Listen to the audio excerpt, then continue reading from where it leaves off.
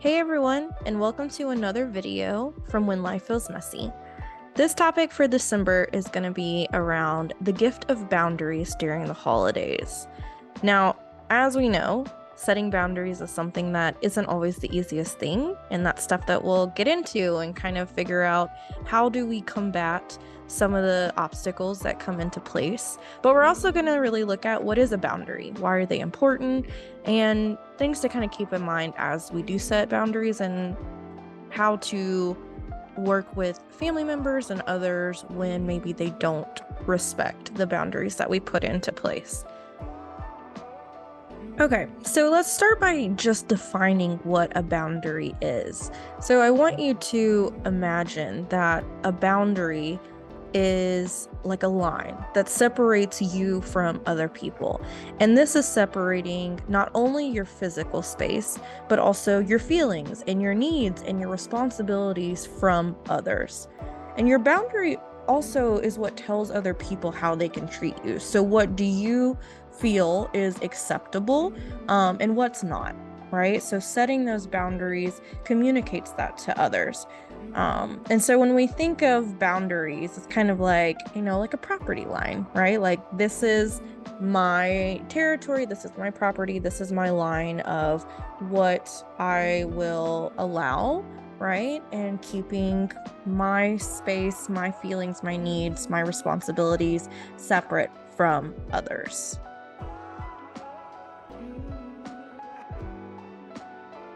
Let's talk about why boundaries are important, right? So we kind of just shared that this is a way to communicate, right? What you will allow and not allow and what's acceptable to you. But there are some more specifics on why boundaries are so important for us to place. So first thing is that boundaries really allow us to be our true selves. So it's creating this separateness, right? That means that you have your own feelings, that you're making your own decisions, and you are knowing and asking for what you want without the need and feeling that I have to please everyone else, right? The focus is not on pleasing others, but pleasing ourselves and making sure that we are honoring what our own feelings, decisions, wants, needs are. Another thing is that boundaries are really a form of self-care. And we hear the self-care trigger word all the time, right? But it really is a ultimate way for you to say that I value myself, right? I'm taking care of myself. I have healthy emotional boundaries, which means that I'm valuing my feelings and my needs and knowing that I am not responsible for others' feelings and how they behave. Boundaries are going to allow you to really let go of worries and concerns that other people might be feeling certain types of things or feeling like you're accountable and responsible for other people's behavior, right? And so it really is a great form of self-care to say, I'm going to focus on myself. And it also means that we're saying no to things that don't align with who we are, what we think is, morally, ethically okay for us, and what are our priorities. Another thing is that boundaries really create realistic expectations. So this is no matter who is on the other end of this relationship, right? It is going to function best when there are known expectations, right? So when we are clearly communicating these boundaries, then those people know what to expect, right? They are expected to behave and respect our boundaries and us in certain ways. And when those expectations aren't communicated or met, then that's where resentment and anger is going to grow. So it's important that we set these boundaries because this is also setting up the stage for what are the expectations that we have in this relationship and from other people. And the last one is that boundaries create safety, right? So we think about when we are setting strong boundaries with other people, this is like a safety net and providing a protective layer for our physical and emotional safety, because this is keeping out things that might feel uncomfortable or hurtful from others or taking on other people's feelings and problems and feeling like they're our own, or made to feel like we have to take them on as our own. So these are a few reasons why it's really important for us to set boundaries and have these strong boundaries in our relationship. Now, if we're thinking about boundaries, you might be feeling a little apprehensive about this, or maybe some anxiety came up for you, right? Because setting boundaries isn't something that always feels the most comfortable, especially when we're just starting to do this. And so there are a lot of different factors that can really prevent us from setting boundaries with others. So some of those look like fear. So it feels scary to maybe do something different. If we are just now starting to set boundaries for ourselves, then this is going to be like an unknown, right? We don't know what the outcome will be, and that can be really terrifying, right? But we have to ask ourselves questions like, what am I actually afraid of in terms of setting boundaries and having this fear? And is it likely that that kind of worst case scenario fear situation in our head is going to happen? What's going to happen if we set that boundary? And what's going to happen if we don't? Right? These are really important questions to ask. And this gives us a reality check, right? And then we can find out if the fear that's alerting us is real danger or if it's kind of keeping us stuck. The next one is ambivalence, right? So this is really similar to fear in that it really signifies and represents that you're not 100% convinced that boundaries are going to really solve the problem, right? And we know if someone does something and they don't seem confident, right, then you can tell. It is coming across in the way they present it or their behaviors that you can tell they don't necessarily mean or feel as confident about what they're saying, right? And this is okay, right? You don't need to be 100% sure, right, before you act and before you set boundaries. But it also can be kind of scary to feel like if I'm not 100% into this, this might not work, and have doubts and things like that. And so ambivalence can come up as a big factor against us setting strong boundaries. The next one is that you don't know how to. And this can be because you didn't see it role modeled for you growing up, or taught healthy boundaries, right? And we know that our role models and the people that we watched growing up and our family systems have a huge impact on us as we get older. And so if we didn't see that modeled for us and we're used to this idea that people can just walk all over us and not have boundaries, then that's something that we don't know what we don't know, right? But it is a skill that can be learned, which is the good thing. Next one is low self-worth, right? So if you're feeling like I am unworthy or unlovable to some degree, right, this is going to really impact you feeling like you can and keeping those boundaries, right? If you're always feeling like I'm trying to prove my worth by putting everyone else's needs above my own, then that's going to be an impact on this, because you're not going to feel like putting up boundaries is going to be something that is going to be beneficial for you, because you're so used to, I need to make sure everyone else is okay in order for me to be okay. And so if you're not used to being treated with respect, you're not even really sure what it looks like, right? So it can be hard to even say, okay, yeah, this is something that I need to do. And the last one is people pleasing, which we kind of have talked about a little bit. If you haven't got the gist, right, it's like people pleasing is a huge thing against setting boundaries, because people pleasing is all about everyone else but yourself, right? You will go to the ends of the earth, no matter what the costs are, to make sure that other people are happy and sacrifice yourself in the process. And if this is the mindset, if this is the case, then setting boundaries is going to be really taboo for you, right? And we know that when we set any kind of limit or a boundary, this can disrupt relationships, right? Especially in relationships where the other person isn't used to you setting boundaries or you standing up for yourself.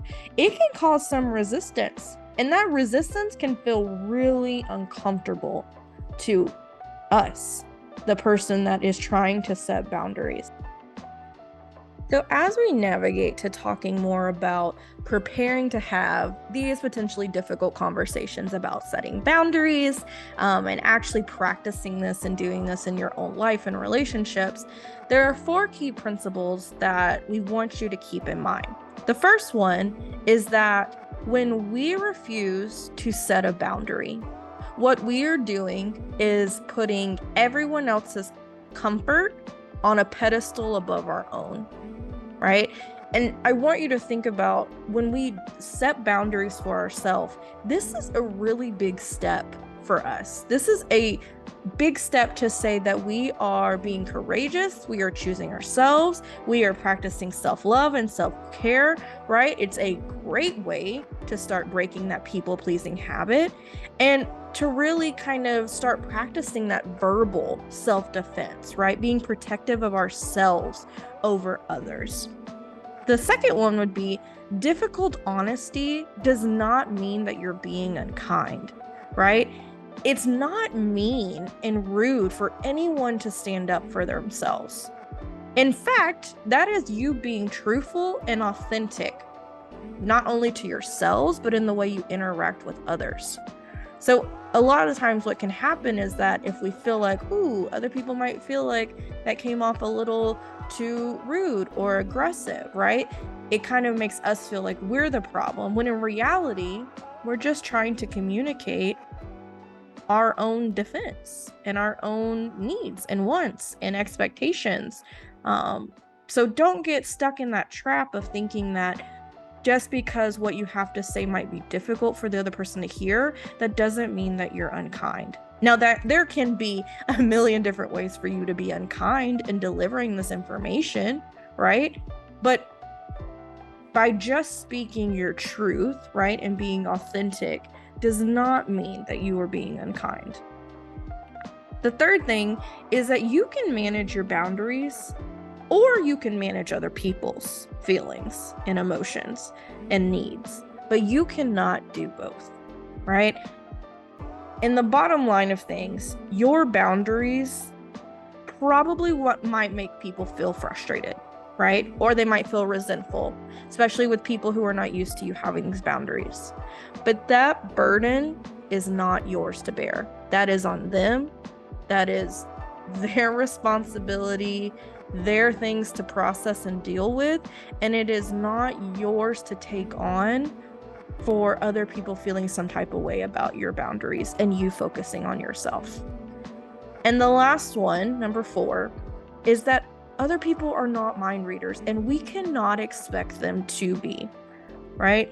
There is absolutely no shame in having to directly ask for your feelings to be acknowledged or that your needs are to be met by others, right?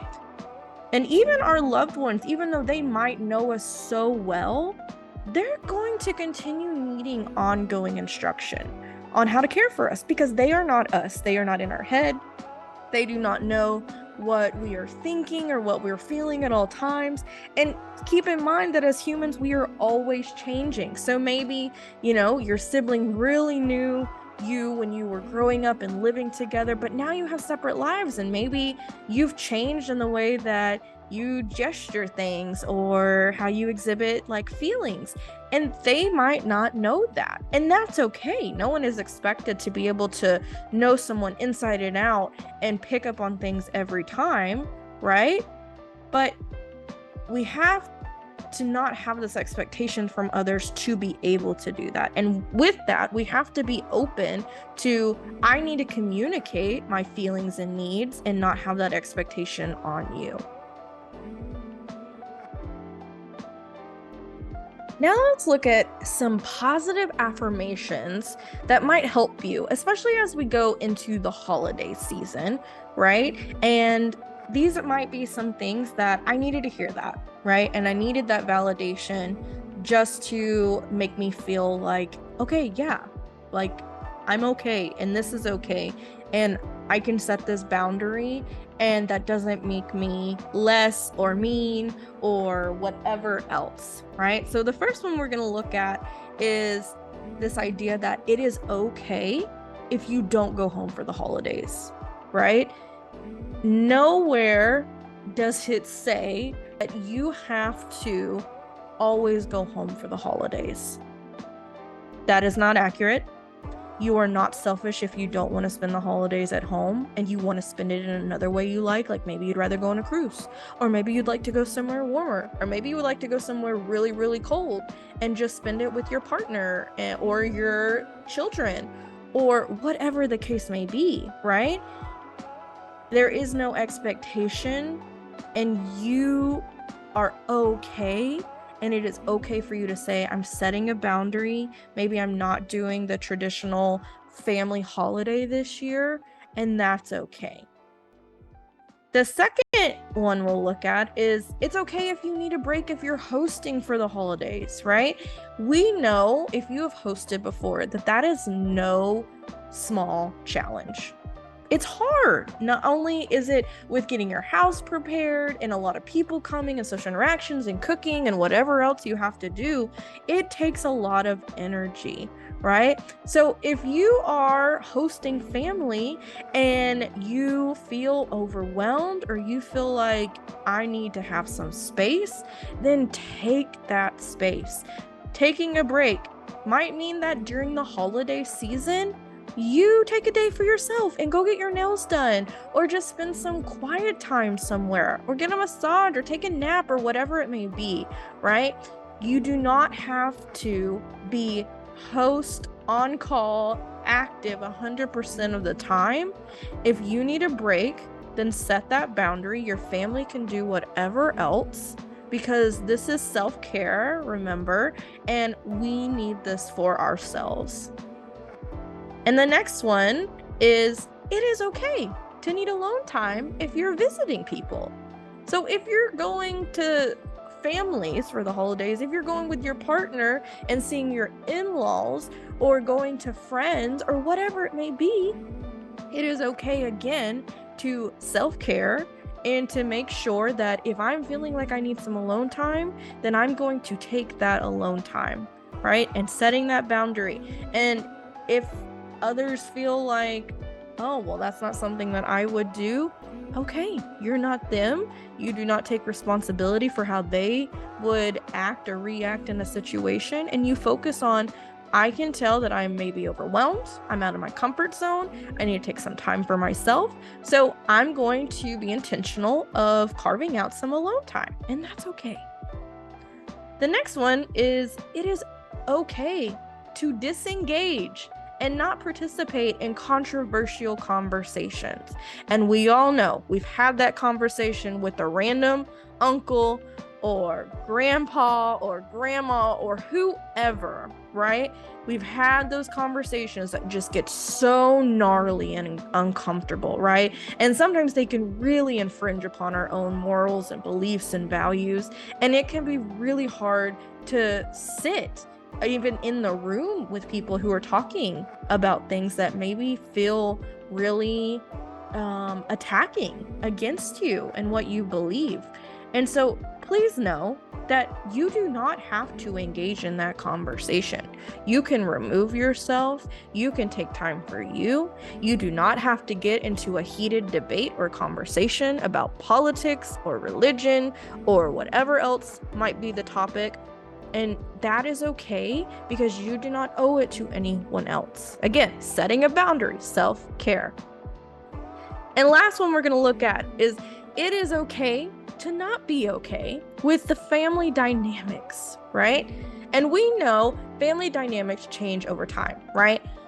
Families have habits and routines that maybe when you were a child were a certain type of way. But now that you're older, maybe it doesn't feel as comfortable, right? Maybe it feels a little redundant, or feels like maybe it doesn't feel as comfortable for you now, right? And that's okay, because just because you've accepted, right, the behaviors and the dynamics before does not mean that you have to continue accepting them throughout your life, right?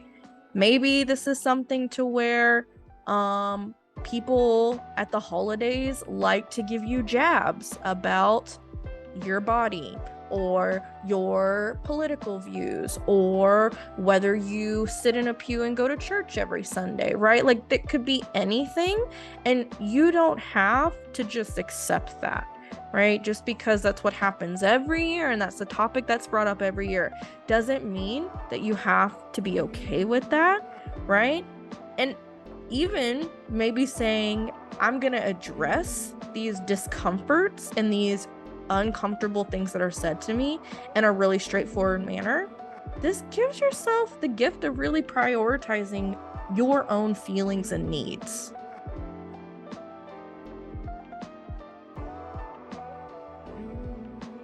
So as we're kind of wrapping up this video, we're going to talk about the hot topic question and statement that always gets brought up, especially when we're in the therapy session and we're talking about boundaries and clients are like, okay, but what happens if I set this boundary and other people don't like it?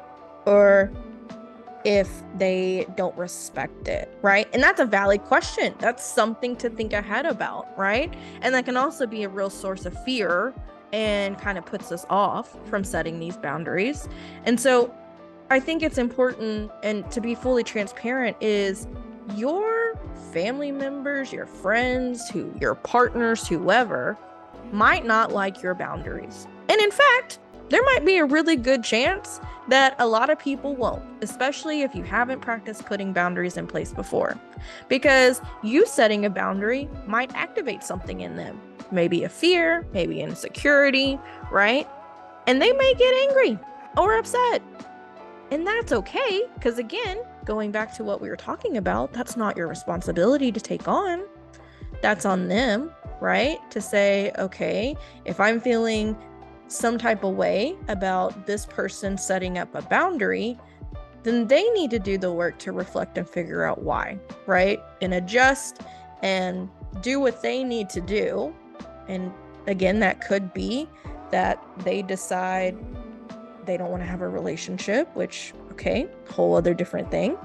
But that is not on you to take on as a job if other people do not like or respect your boundaries, right? Again, it's important for us to be able to communicate our expectations and our boundaries and prepare that they might have mixed emotions and responses.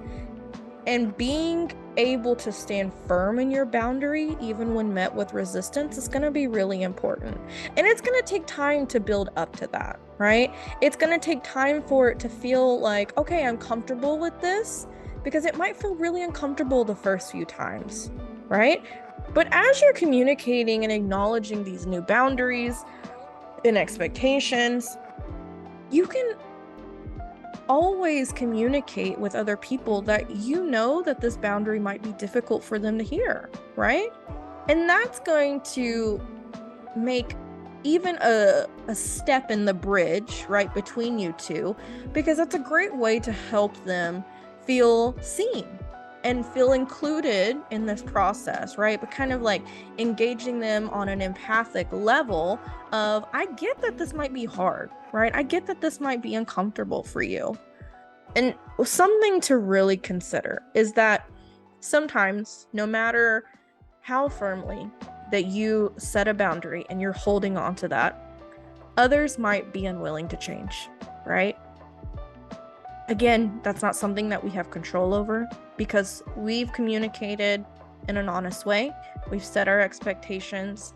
And if we do this and the other person refuses to respect our boundaries and our expectations, then we have to just accept that, because we cannot change other people. And it is not our job to change them, right? We only have control over our own reactions and behaviors.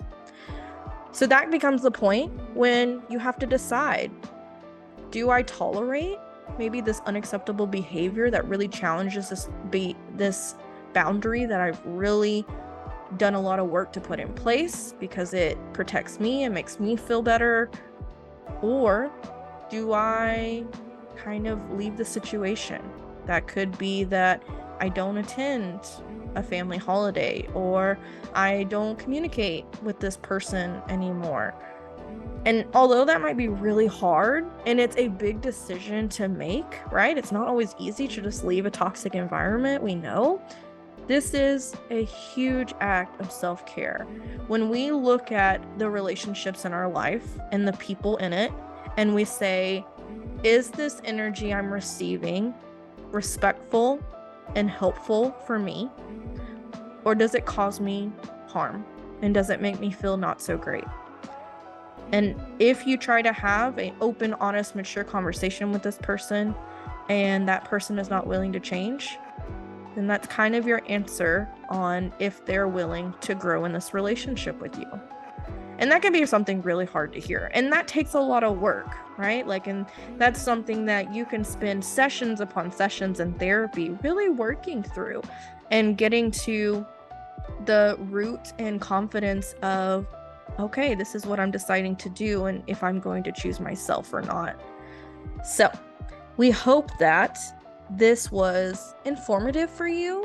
We hope that setting boundaries might not seem as uncomfortable, but that you take hope in knowing that it is something that everyone, for the most part, really struggles with, and that certain relationships and boundaries are a lot harder, and that setting boundaries, especially in the holiday season, is totally okay, and we encourage you to do that. And if you decide, after listening to this, and you're like, I really need some work in this area and I need help processing this or figuring this out, please contact us. We would love nothing more to work with you here at CAPS and help you get to a place where you feel more confident and assured and providing this ultimate self-care and self-love. And so with that, we say thank you for watching this December video for When Life Feels Messy, and we hope that you tune in next month for our next video.